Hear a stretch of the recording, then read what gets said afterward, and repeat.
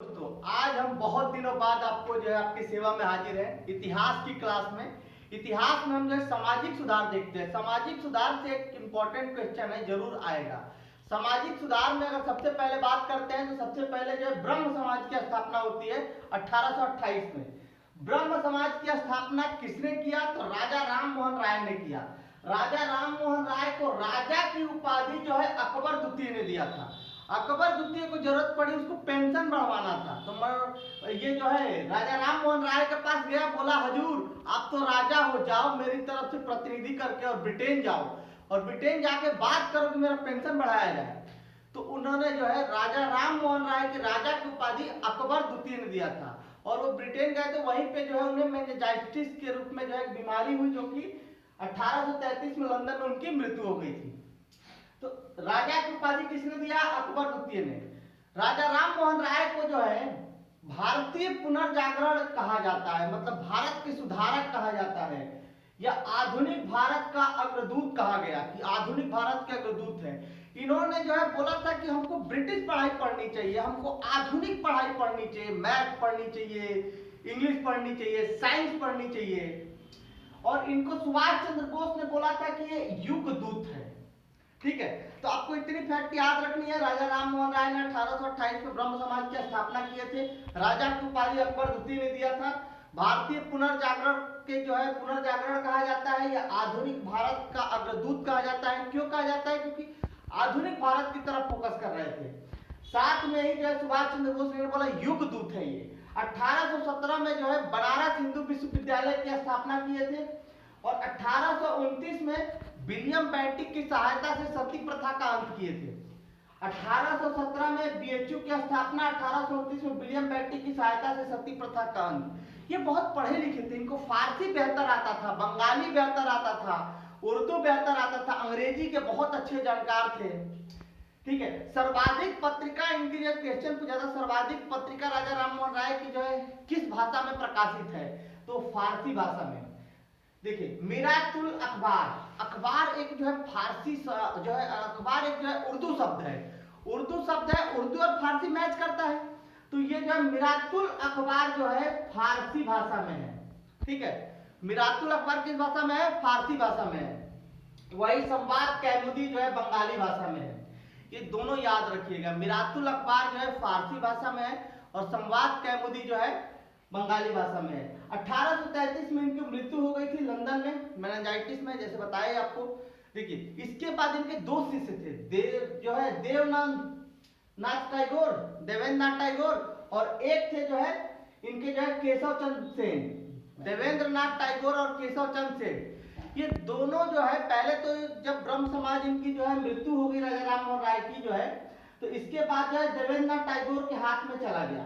लेकिन आगे चल के विवाद होने लगा दोनों शिष्यों में, जो है देवेंद्रनाथ टैगोर और केशव चंद्र सेन में। तो देवेंद्रनाथ टैगोर जो है 1865 में, उनके मरने के जो है 32 साल बाद 1865 में जो है भारतीय आदि ब्रह्म समाज की स्थापना की है। तो आपको ज्यादा याद नहीं रखना, भारतीय आदि ब्रह्म समाज की स्थापना देवेंद्रनाथ टैगोर 1865 और 1867 में जो केशव चंद्र सेन ने वेद समाज की स्थापना की है। ये हमारे राजा राम मोहन राय से था। अब हम देखते हैं किसके बारे में, तो रामकृष्ण मिशन। रामकृष्ण मिशन जो है एक्चुअल विवेकानंद जी के गुरु थे रामकृष्ण परमहंस, उन्हीं के नाम पे इन्होंने रामकृष्ण मिशन की शुरुआत किए थे। स्वामी विवेकानंद का जन्म जो है 12 जनवरी जो है 1863 में हुआ था। स्वामी विवेकानंद को हिंदू नेपोलियन या तूफानी हिंदू कहा जाता है, हिंदू नेपोलियन या तूफानी हिंदू। और इनको जो है सुभाष चंद्र बोस ने भारत का आध्यात्मिक गुरु, देखिए स्वामी विवेकानंद को क्या बोले थे? भारत के आध्यात्मिक गुरु। और जबकि जो है ये राजा राम मोहन राय को क्या बोले थे? युग दूत। तो आपको ध्यान रखना होगा, सुभाष चंद्र बोस ने जो है स्वामी विवेकानंद जी को क्या बोले थे? भारत के आध्यात्मिक गुरु। ठीक है, 1887 में जो है 1887 में जो है कलकत्ता के बेलूर मठ जो है के यहाँ पे बेलूर मठ की स्थापना की कलकत्ता में।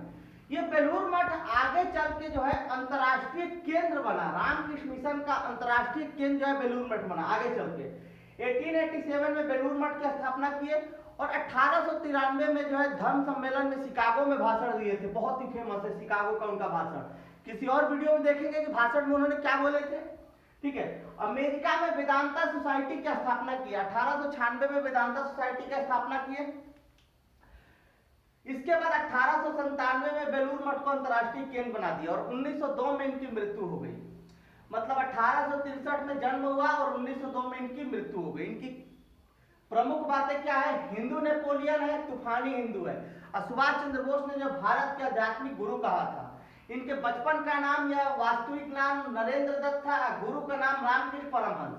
1887 में बेलूर मठ की स्थापना, 1893 में शिकागो में भाषण और 1897 में बेलूर मठ को अंतर्राष्ट्रीय केंद्र बनाया गया रामकृष्ण मिशन का और 1902 में इनकी मृत्यु हो गई। अब बात करते हैं थियोफिकल सोसाइटी। थियोफिकल सोसाइटी एक जो है कनाडा में एक संस्था थी जिसकी शुरुआत जो है मैडम ब्लावाटस्की और जो है कर्नल आलाकाटा, ब्लावाटस्की और आलाकाटा। थियोफिकल सोसाइटी की शुरुआत जो है मैडम ब्लावाटस्की और कर्नल आलाकाटा ने किए थे, कनाडा में किए थे। दोस्तों देखिए इसका काम क्या था, शिक्षा और संस्कृत का जो है विभिन्न शिक्षा और संस्कृत का विस्तार करना। ठीक है, इसी के तहत जो है आयरलैंड की एक महिला थी एनी बेसेंट को भारत भेजा गया। ये भारत से इतनी प्रभावित हुई कि भारत में ही रह गई और भारतीय आजादी में योगदान दी। इन्होंने जो है जैसे आयरलैंड में उस समय ब्रिटिश के गुलाम था, लेकिन आयरलैंड ने आंदोलन किया तो उनको होम रूल दे दिया गया। होम रूल मतलब कि छोटे मोटे मुद्दे, घरेलू मुद्दे पे जो है वहां के स्थानीय लोग कानून बना सकते हैं। तो इन्होंने जो है एनी बेसेंट ने होम रूल आंदोलन की शुरुआत की। खैर यहाँ पे उनको सफलता नहीं मिली। दोस्तों इसके बाद यंग बंग आंदोलन, देखिए एक आंदोलन है बंग भंग आंदोलन।